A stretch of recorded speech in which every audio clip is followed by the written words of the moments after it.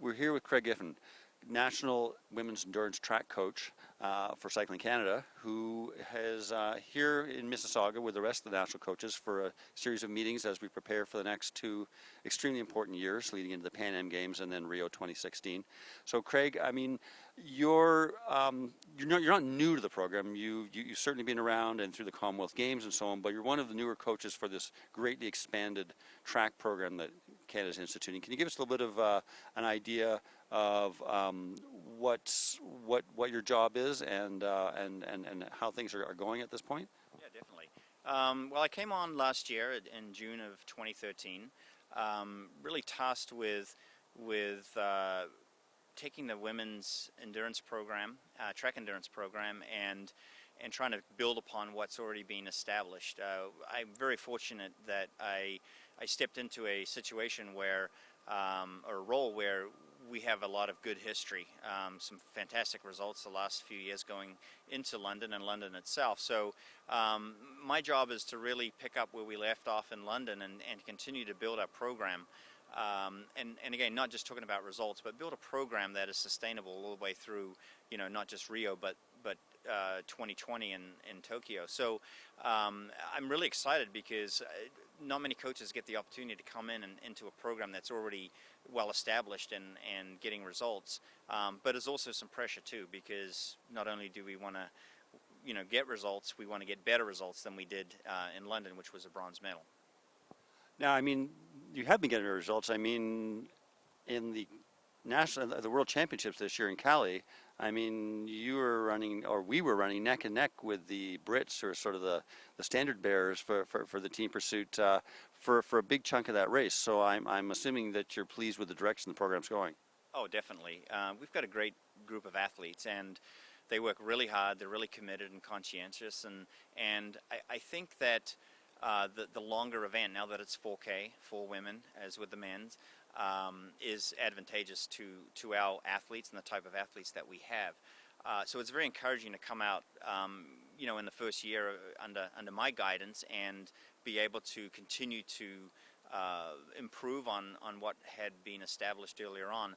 But it's nice, it's good motivation for our group, for our athletes, the existing athletes, to know that there's momentum and things are still moving, but also for new athletes that are coming into the program, which we have a few, that they're coming into a program that's on the move.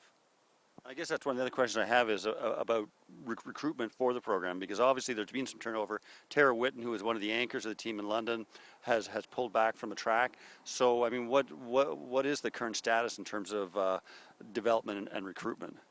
Well, we have a core group of about 5 athletes, and we have another group of about 6 athletes that are underneath that we're trying to develop and continue to build to at some point graduate into our core group. So the idea is to try and create a deep pool of athletes to choose from, make a lot of pressure from with underneath,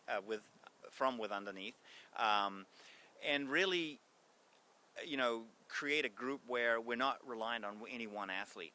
The biggest problem that we have in the past is that we've put all our eggs into 1 or 2 athletes, and it's not necessarily a problem, but it dictates a lot of your programming, and when we have any athlete becomes replaceable or expendable, then we create a lot of pressure and high performance.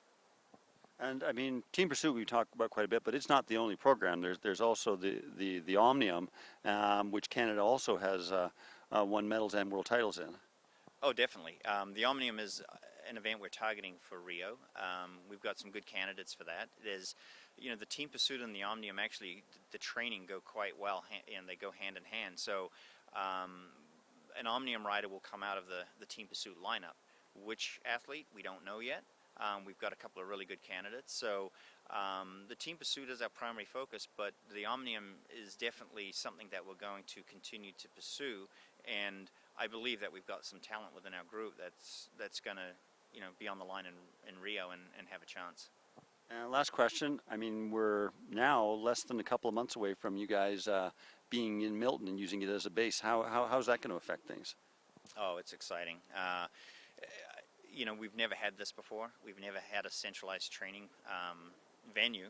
It's just going to give us more tools, more opportunity, We're going to be able to spend more time with the athletes in a facility that is world class. We're going to have all our key people in place. So it's just going to give us more opportunity to evaluate, assess, and just get more bodies through the door.